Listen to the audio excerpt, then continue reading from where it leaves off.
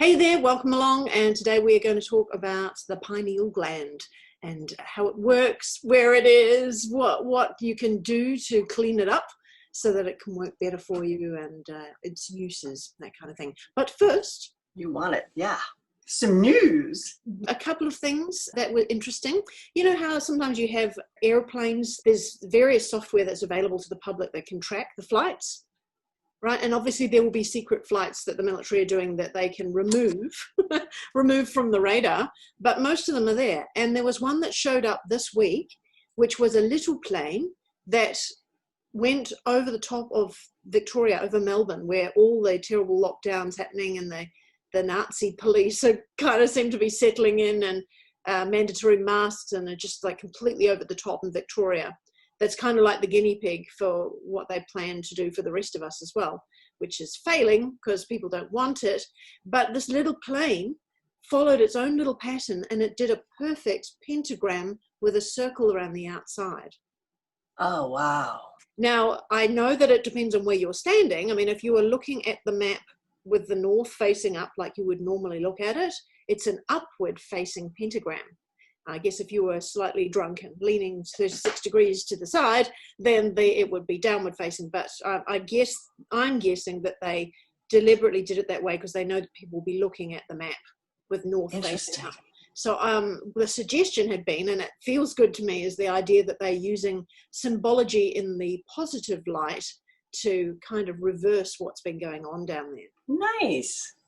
Yay. I swear we have turned a corner, tipped the weights, whatever. Things are just starting to go boom, boom, boom, boom. Yeah, Somebody commented on Twitter, and I was like, yeah, the people who haven't gone through this rabbit holes, I guess, I mean, that we've gone through are now going, oh my God, but we're going, yeah, finally. Cruising. Yeah. One more little thing. I'm just going to go back to the young lady that we had on the episode a couple of weeks back, U.S.C.Section.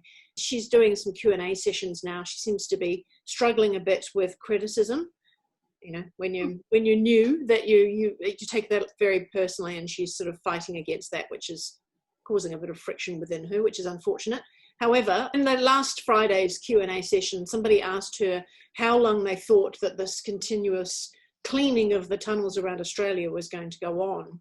And she was a little vague about it. She said the same thing, that the last time she looked at it, it was 80% done. And then I noticed in the comments below, because she's attracting other intuitive people, so it's worth reading the comments. And somebody put in there, oh, it's when the Israel lockdown happens, that's when they're moving. They're moving out of Australia. And sure enough, this week, Israel went back into lockdown. Oh, yeah, that's so right. It's possible. It is possible, and I simply put this forward as a possibility, that they've actually moved a lot of the military that were working underground in Australia, now that they've done their bit, and they're moving to Israel to clean up over there now too.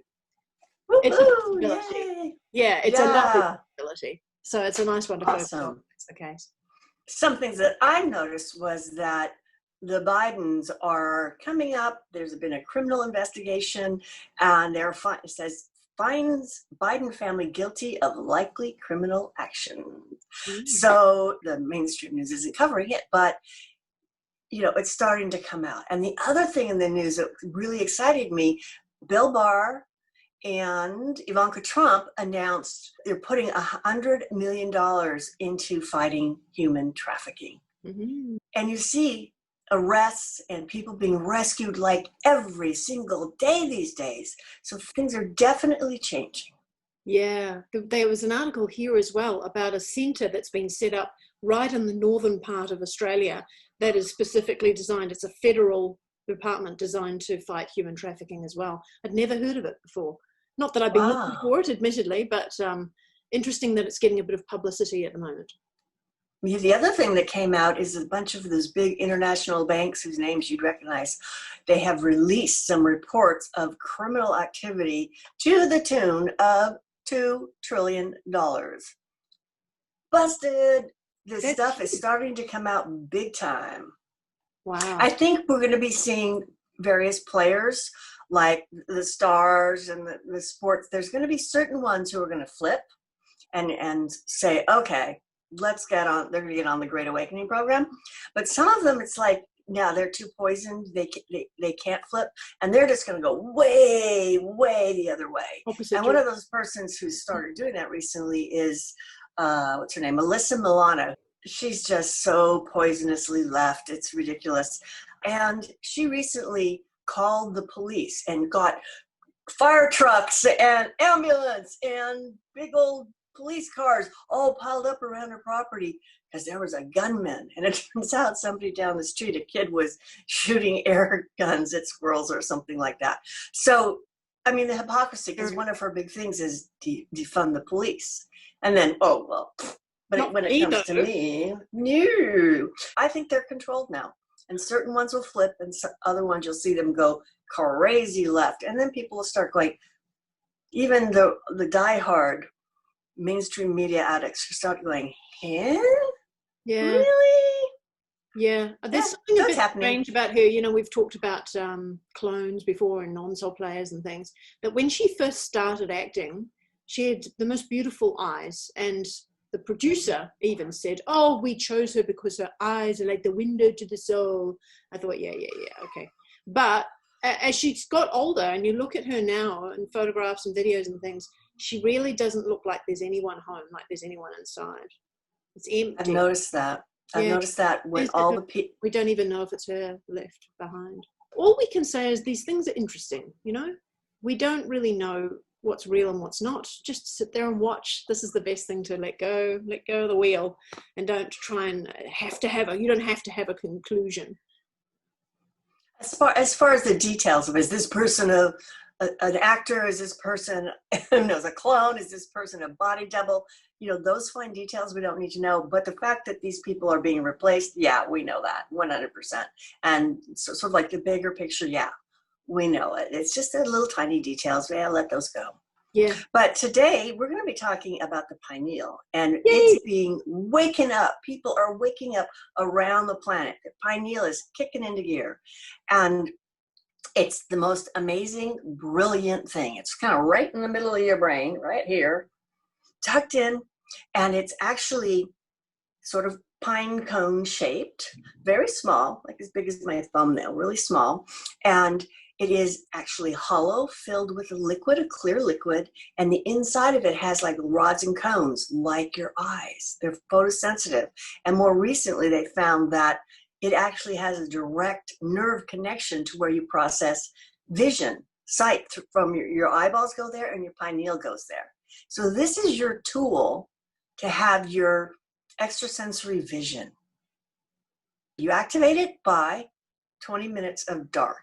And of course, we have so much light pollution. So get an eye mask, get curtains that block the light from your windows if you have a lot of light pollution around you, all those things so you can breathe deep. And that's that place as you're just starting to fall asleep, you know, and then the things that you're thinking all of a sudden start to becoming pictures, right? The little pictures go in your mind. And usually we're so close to calling off at that point, we don't even remember that. But occasionally something will happen that'll, you know, bring you up a little bit and you'll go, whoa, I was just watching the greatest pictures up there.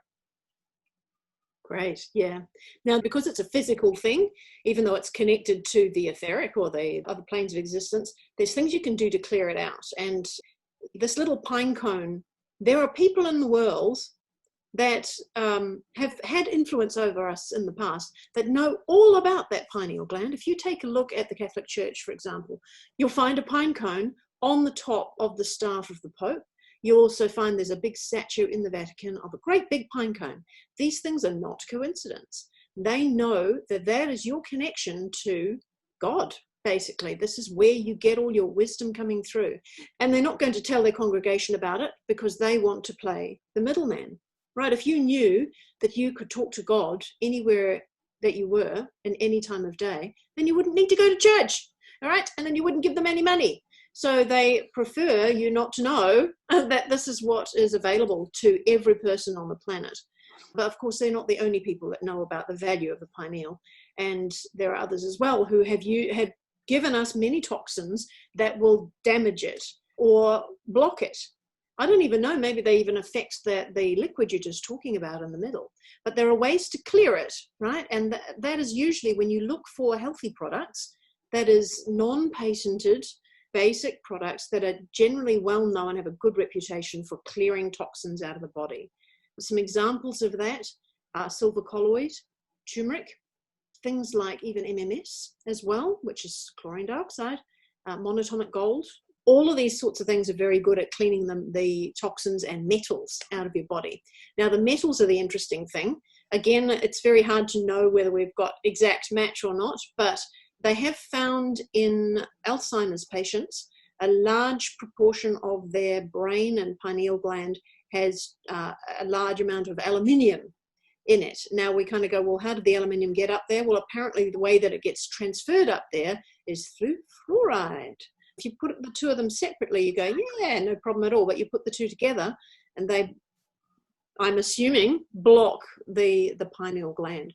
So if you think about every connection you have to aluminium, drinking out of soda cans, you'll find it's in most deodorants and antiperspirants that you're using often have aluminium in them. Where else? Can you think of other places where there's aluminium? Using saucepans? Sorry, it's just the way you say it is so cute. In America, say we aluminum. We say aluminum, and I'm just laughing because it reminds me of this. It was like, okay, are you copper bottoming my man? No, I'm aluminiuming Like, what? We say this to people when I was a kid, and they're like, "Do you have any idea what I just said?" Did you get it because you know what aluminium is? Talking about pans, are you putting a copper bottom or an aluminum bottom? So yeah, aluminum pans, of course. You can also do it in an energetic or like a shamanic way. Maybe 15 years ago, I decided I wanted to get into my pineal. And my mom knew about fluoride when they started in the 70s. So I haven't had that exposure, nor the antiperspirant stuff. I knew all that. So my pineal works pretty darn good. So I went into a deep meditation and I imagined myself being very tiny and traveling along all the way up until I met my pineal. And the way I saw it was like this, it was sort of cone shaped, but sort of not, but then it had like arms up and legs spread. And they were connections to things. They didn't end up with hands and feet, but like connections to the walls or I don't know, something. And then what I got was I needed to travel down them. I traveled down one of the limbs, I think it was the lower right, and I ended up going through all this emotional stuff, all these old patterns and things, and I was crying and I was raging and I was shaking. It was just this huge emotional dump zone. When I eased up, I went back in and I went another way, and it seemed to be really cosmic, but I kind of got turned around and sent back, and I was supposed to go down to the other leg first, so to speak, leg. So I traveled down there, and there was all these mental constructs and cubes and metal things like this, and I had to figure out what to do with them. And then next I went up to the left arm, and I was greeted by an ancient Egyptian priest. And he said, well, here you are. I said, yeah, here I am. I'm trying to get to know this. And what are we doing? He said, well, the fact that you're here and you can see me and you can talk to me, you've passed the test. And he said that I actually set him up a long time ago, way back in ancient Egyptian times, to protect myself. So I didn't have access to this power before it was safe for me to. And then I was able to travel out this cosmic spiritual one. And who knows, it's like those dreams you have where it's so amazing, all this stuff happens. And then as soon as you come back into your body, it's like, what was that? What was that? I don't remember that. So there are different components to it. So there's the emotional healing. Deal with your traumas, clear out the emotions. There's the mental constructs, the metal boxes and things like that. You've got to get your mind under control, because if you have this amazingly powerful tool and you're getting triggered by mental thoughts or emotions, you're going to misuse it. So you've got to get that handled before you can really activate this. And probably other people have set up a guard to make sure you can't get in there until you're ready. I can imagine way back when we would a lot of sort of done that. So try that, when you're doing a shamanic meditation, it's pretty fun. I came out of it going, hey, dude, this is nice. Just, ooh, and I drifted off to sleep. And the next day I woke up and, like you said once, it's like, oh, this guy's a little brighter. The colors are brighter. It's like, oh, and a sense of peace. And I mean, my dreams are already off the hook. I've always been an incredible dreamer, but I can astral travel and I can lucid dream and I see things like crazy. I'm a real visual person. So for me, having the pineal really buzzing is great. The electromagnetic fields that's set up in it, like that image from Contact. So you can use that vision in your mind after 20 minutes of darkness, relaxing, doing your breathing, whatever it is. Imagine those things spinning around your pineal in there. Because it's a visual tool, use visualization with it. Makes sense, right? Yeah, absolutely. I think we should be using that today. Maybe we'll do that as an exercise. There was one other thing that was, you were talking about it being very small. I've had it described as being the size of a pea. But in olden days, whether that's Egyptian times or earlier, it was actually the size of an eyeball. There is room in there for it to be much, much bigger. And that's when people were far more psychically advanced and they could see things on many, many levels. And then as we dropped or fell out of the Garden of Eden or whatever we did, that it shrank down because it wasn't being used as much. I remember doing a blog post quite a long time ago, many years ago, about how in the Bible, a lot of these stories are not literal, they're metaphoric. And I was looking at the Garden of Eden and thinking, well, it just doesn't feel right to me that the whole entire human race was born of two people, a man and a woman. It doesn't feel right. So what is that story about? And the idea of the snake offering the apple from the tree of knowledge, which is what caused their downfall, I think, to me at that time, felt like that if we started off with this enormous eyeball-sized pineal gland, and we were tuned in to God, to the universe, to source, pure information coming in, and we used our intuition for every decision and for everything that we needed, that to take from the tree of knowledge meant that we were now going to rely upon facts and knowledge and things that other humans gave us and take that as the truth. And that's what made us fall, because we were no longer in tune. We were still connected, but the connection had narrowed way down. It was too easy now for people to fool us. They could tell us things and we'd go, oh, okay. And if you think about how gullible we've been over these many millennia, because some bloke or some woman said, this is the truth, and we'll go, oh, okay, and not tuning into our own intuition. I think that's really important to get this, not just for awakening, but when you look at the incredible amount of conflicting information we get given now. And sometimes you'll hear it from truth seekers saying, this is the truth. And you have to look at that. And when you tune into your intuition, you go, well, actually, it's not quite right. It's a bit bent. It's just a bit out of perspective. And if you change perspective, it's give you a completely different view. Even though we know that you're trying really hard to get the truth. So I'm not going to diss you. I'm not going to bash you for trying to find the truth. However, it's not quite right. Or there's another way of looking at it. And if you see from all of these different aspects, you will understand it better. So tuning into intuition has become very, very important now to discern between information. The other thing is it's the tree of knowledge. It's the tree of knowledge of good and evil. So it's polarity as well. Oh, okay. Which we got to get away from, right? Time to get away. Exactly. I was thinking, someone put in our channel comments the other day talking about visualizations. And again, when I was watching the JC talking on her question and answer session as well, she emphasized the importance of the visual. Visualize what you want. Do not focus on what you don't want. Basic law of attraction stuff. And we keep forgetting that. We can create our reality by tuning ourselves towards, no, not that, no, not that, this. So if we make a visualization today, and you guys, you can close your eyes and tune into this as well and add to it, and we can embellish it. Do you remember when you were a kid that you had to do that game where we're going to run a story, okay? So you say one sentence, then I'll say another sentence, then you say one, and then I'll say another. And you can add things to the story, and I have to follow the story along from where you've taken it, no matter how ridiculous it is. Do you remember that funny game? Yeah, I do. In a beautiful way in terms of a visualization. And you guys can do this in your own house with your own friends and family. Kids are great at this. If you've got any little kids near you that you can do this game with and get them to create a greater world with you. My goodness, their ideas are way better than ours, because they had all these constructs around us for so many years, whereas their imagination is far more free.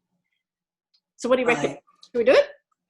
Well, yeah. One of the things that with the visualization, I would say, rather than saying, okay, I'm imagining this brand, this model, this color, this many miles exactly on this car, and picturing exactly that car, that's that left brain really mental thing.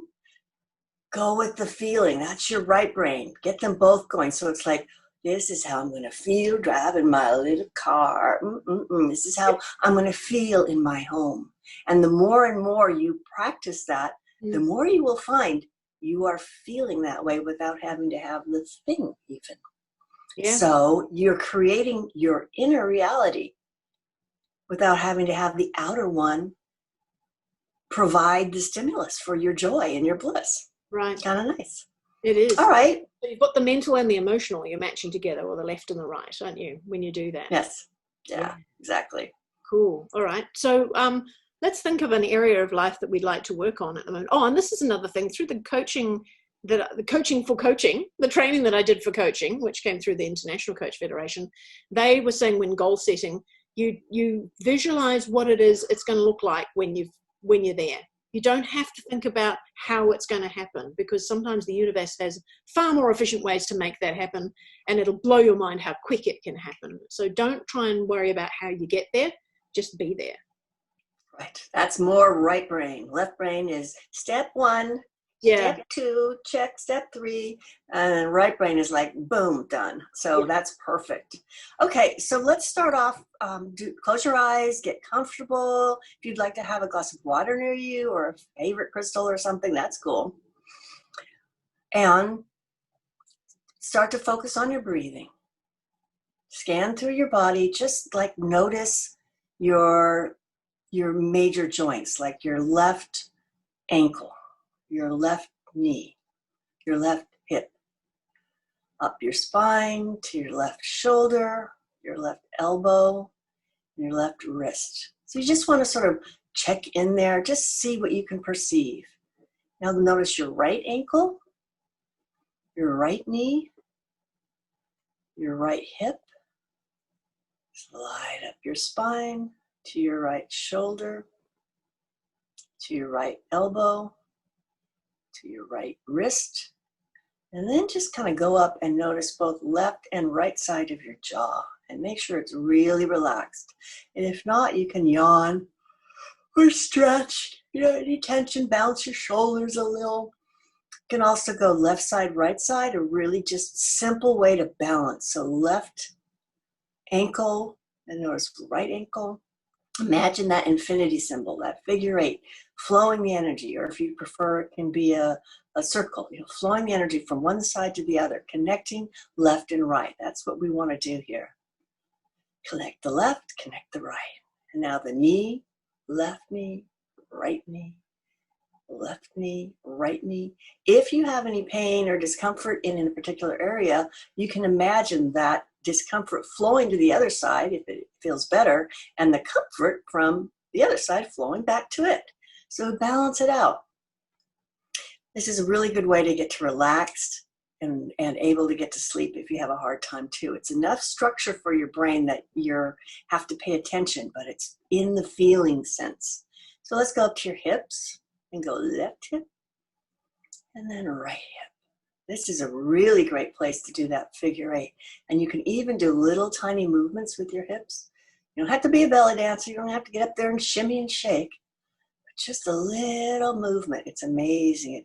It augments the flow of the energy. Left to right.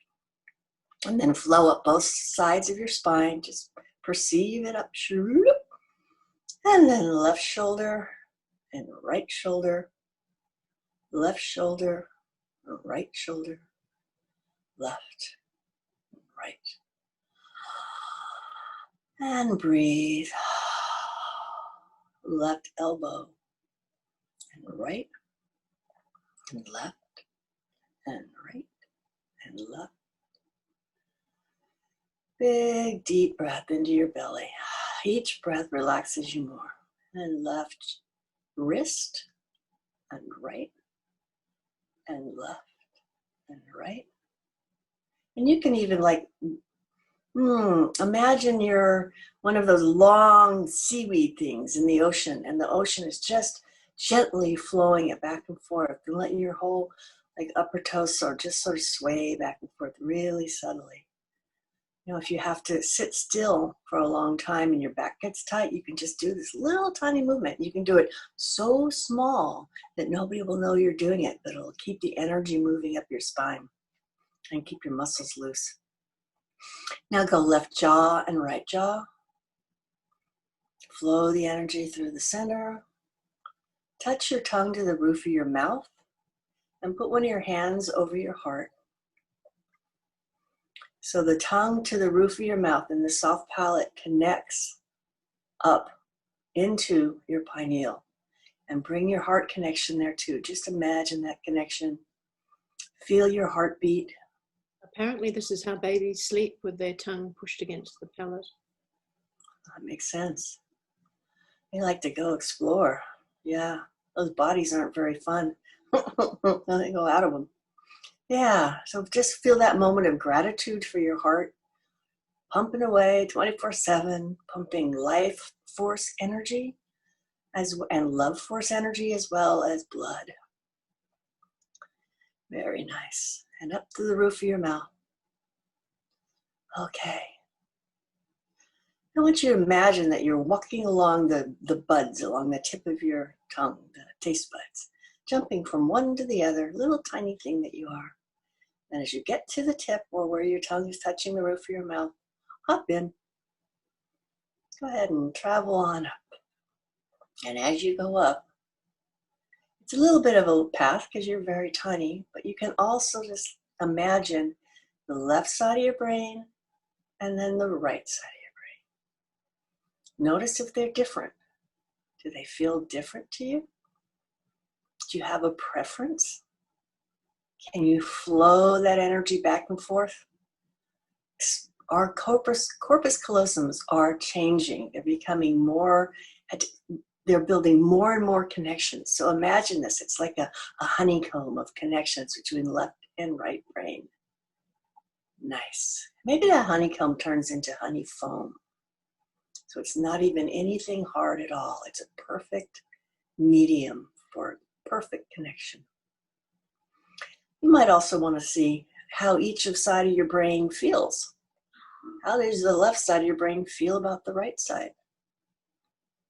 And vice versa. Good. Then continue to travel up, and imagine now that you're walking down a path, and there you see it. There's your beautiful, shiny pineal. Imagine those fields spinning around it, like from that movie Contact, spinning and spinning. And then it turns on, and you can approach. And just kind of take a moment to notice what you see, what you feel. So what I'm going to do now is set the intent that all of your support teams and everything will come in now, and we're going to use the charm mesh, which is like a screen, an energetic tool. You just imagine that you're standing in front of your pineal, and between your hands is this mesh. And you set the intent, program it, so to speak, to remove anything that has caused it to calcify or shut down or get thick or not work as well. And just start way below and move that mesh all the way through. Gently. And you can just imagine right now that your pineal is just made up of waves of light, which is true. Photons can behave one way or another, particle or a wave. Just let it be a wave, and that way we can move through it more easily. And if you find that something gets stuck, just ask, what's it going to take to remove or shift this? Breathing is really important here. You might imagine breathing into the center of this, and as you exhale, it expands out. We want a big, soft, glowy pineal. All the way. Yeah. A little bit more. Take a big breath. And then as you exhale, let's finish the last of this screening.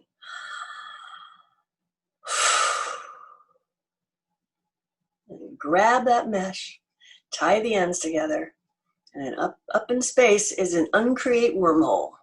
So just toss this in there, take another big breath. And this goes through the wormhole all the way back to source. It removes any pattern, any structure. It just takes it back to neutral energy.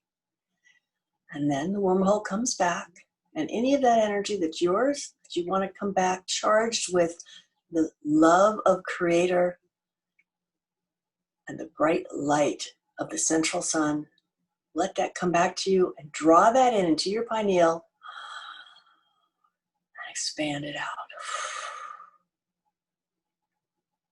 So kind of just notice how you're feeling. Me, I'm feeling pretty relaxed. It's kind of getting hard to keep talking. I'm like, okay, I could just go off now and have a little nappy poo. So let's move now to the visualizing, the game that I explained a little earlier, where we get to create life in what's going to be ahead of us. For the clearer we can make this and the more minds that tune together to see that clear vision, the more powerful the vision becomes and more likely it is to become reality, or the faster it will become reality. So if we take one subject, we can do a different subject each week, I suppose. I think health is the one that seems to be what is on people's minds at the moment. So let's picture, we can start with ourselves and then we can look at our community and the whole of the planet, all the people on the earth. Let's just start there for this week. So let's look at ourselves. We know that every atom in this body is mostly energy and not so much matter, very little matter indeed. And so we lighten that beautiful light and clear, crystal clear energy that Sarah's just created through the pineal gland, now filters through and floods the rest of the body. Bright, crystal clear energy. It fills the whole body. Bones are not bones, remember. They're simply atoms, just the same as an atom in the air, an atom of oxygen, where the matter is very small and the rest is energy. Even the most dense things, your teeth, bones, marrow, organs, muscles, skin, all of these things are simply energy. And if we flood it with that crystal clear light, then we start to feel clearer, lighter, and more energetic. It's a funny word, I know, because the energy was already there. It was just a little slower. We'd like it to vibrate a little higher now.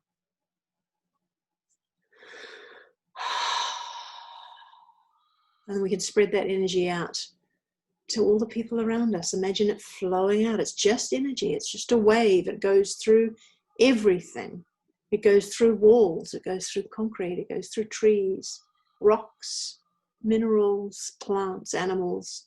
You can flood that gorgeous energy out to people around you in the space that you're in at the moment.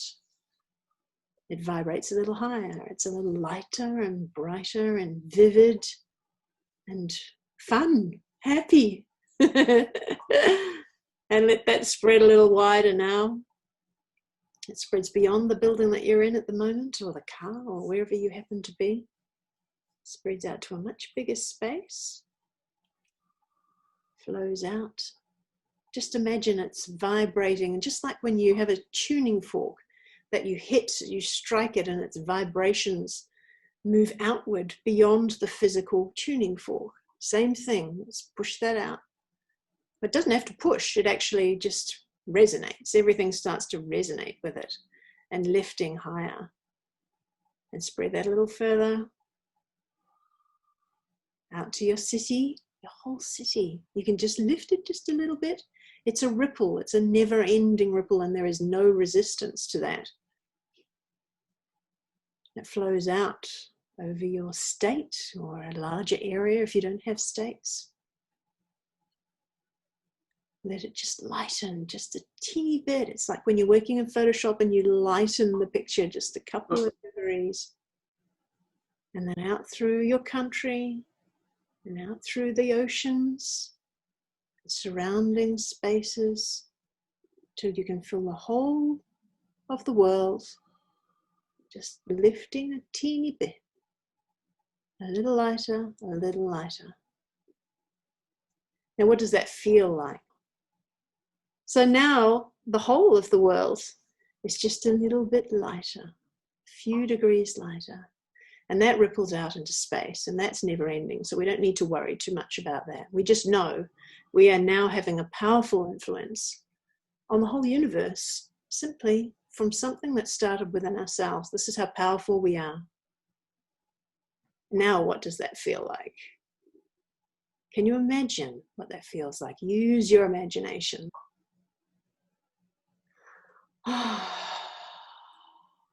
We walk lighter, our body moves easily, digestive system flows just easily, the heart is strong, emotions are high, they never dip quite so low ever again, not ever again. It's almost like they've got a little safety net underneath and they just bounce back up again. So if you have a low patch, it's very short-lived now. That feels good. With a little more flexibility, you find your body moves differently. The smiles on your face more often. Your face gets more of a workout because you're smiling more often now. That feels good. And that with that pineal all cleared up, you can be quiet more often, more still. And you might see a piece of information, whether it's on the television or whether somebody says something to you. And instead of just taking it for granted that it's truth, whether it comes from someone you think you can trust or not, somebody new, somebody you've known for many years, every single thing could be or could not be, or maybe parts of it are correct and maybe parts are not. But we go into the world with a sense of curiosity now. And we don't actually have to come to any conclusion about whether something's right or wrong. So we change the way we use our words and we say, yeah, well, this is a possibility, or this is interesting. Or quite a few people are saying that. That's interesting too. That doesn't make it the truth, just because lots of people are saying it. And it's so much lighter. There's no burden when you don't have to know the answer. You can just go, yeah, okay, maybe. And keep focused on that lovely light feeling for the rest of your day. And you can continue that on for as long as you want. And you can always tune back into it as well, because now that we've created this lovely light moment, it now exists on the planes of time. And whenever you're feeling a little bit low, if you can find a way back to this moment, just to tune back in and go, oh yeah, that's how it feels, and lift yourself back up to there, that becomes a nice tool for you.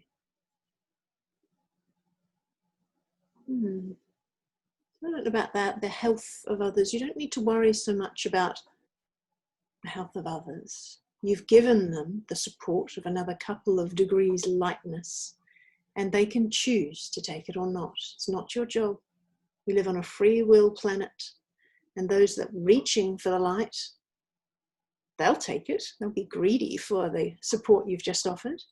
And those that feel that they need a bit more challenge, might just set it aside and come back to it another time. It's not up to you. So thank you very, very much for your wonderful contribution to lifting this planet and the universe another couple of degrees lighter. You want to close up, Sarah? Okay. So kind of start to come back into the awareness of your physical body. Wiggle your fingers, wiggle your toes. Take a couple of breaths. When you're ready, open your eyes. Welcome back. Oof. Fun, huh? Yeah, that is fun. Feels good. If you can think of a subject that you want us to do each week, let's do it like the game, like I suggested, this idea where we can bounce off each other, embellish the story further and further on a particular topic. So if you've got a favorite topic you want us to cover next week, just pop it in the comments below and let's see what we can come up with. And thank you also, I have to say, thank you for those who have contributed to Patreon.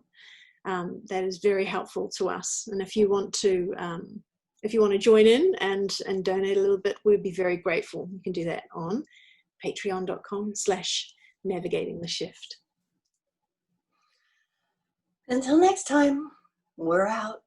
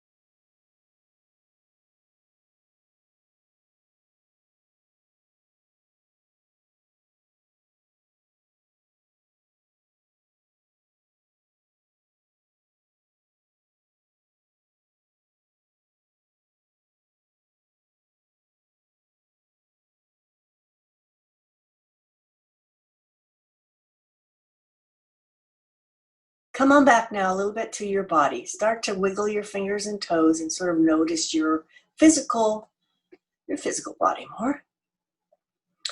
And when you're ready, open your eyes and take in your environment.